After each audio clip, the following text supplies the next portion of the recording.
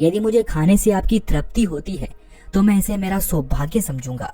इस संसार के प्रत्येक प्राणी को सुख प्रदान करना, उनकी तृप्ति करना ही मनुष्य का परम कर्तव्य है। पिशाच भी ईश्वर द्वारा ही बनाए गए हैं, इसीलिए मैं आपकी निंदा भला कैसे कर सकता हूँ।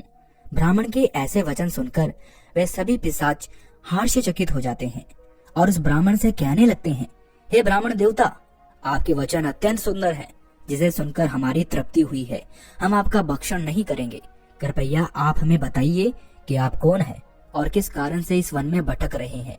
वो ब्राह्मण कहता है कि हे पिशाच, मेरा नाम देव शर्मा है और मैं प्रभु की भक्ति करने के लिए इस वन में कोई उचित स्थान ढूंढ रहा हूँ, किंतु आपको देखकर लगता है कि आप बहुत कष्ट में हैं। मुझे बताइए कि किस कारण से आपको पिशाच बनना पड़ा। यदि मैं आपकी कोई सहायता कर पाऊंगा तो मैं अवश्य करूंगा। मैं अपने सामर्थ्य के अनुसार आपकी जो भी मदद मुझसे होगी मैं अवश्य करूंगा।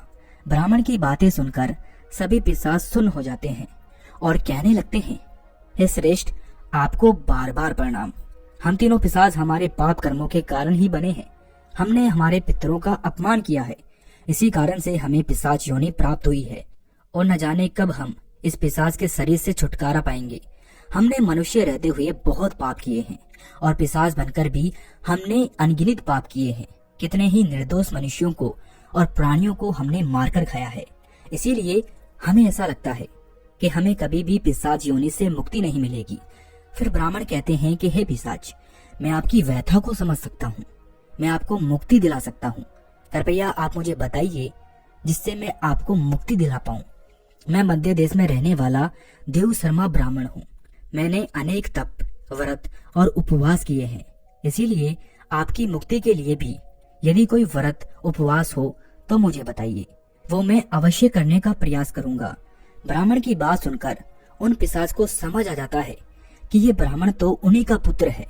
वे पिशाच उस ब्राह्मण के दादा परदादा हैं जो पाप करने के कारण पिशाच बने हुए हैं। वे पिशाच कहते हैं, हे वत्स, हम हमेशा ही नीच वस्त्र पहना करते थे, गंदे मैले वस्त्र पहनकर ही भोजन पूजा पाठ किया करते थे। हमने हमेशा ही उच्च भोजन ग्रहण किया है, इसी कारण से हमारी ये दुर्गति हुई है। हम निवस्त्र होकर स्नान किया करते थे, जिस कारण से हमारे पितृगण हमसे रुष्ट हो गए।